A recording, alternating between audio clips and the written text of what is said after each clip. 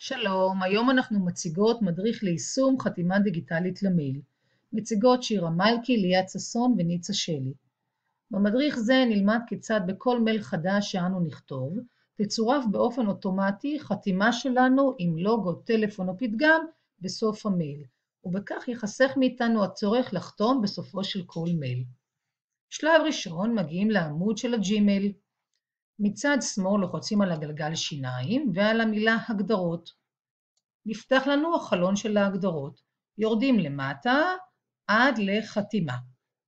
ישנן שתי אפשרויות ללא חתימה, אנחנו בוחרים באפשרות השנייה, לוחצים עליה. כאן יש סרגל כלים.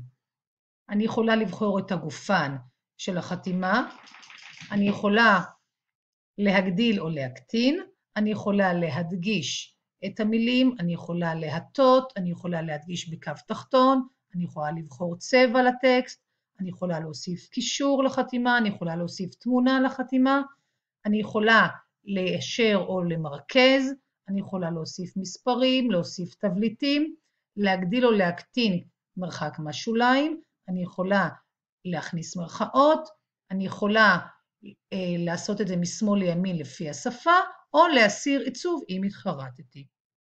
אני רוצה לחזור לאפשרות של הוספת תמונה.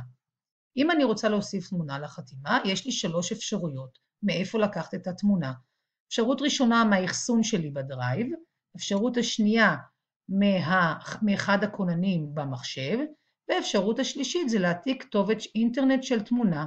לדוגמה, אם אני הולכת לגוגל ומחפשת תמונה של מחשבון, למשל בחרתי תמונה של מחשבון, אני לוחצת על View Image או הצג תמונה, מעתיקה את כתובת האינטרנט של אותה תמונה, ומדביקה אותה בשורה של הדבקת כתובת אינטרנט ולוחצת על בחר.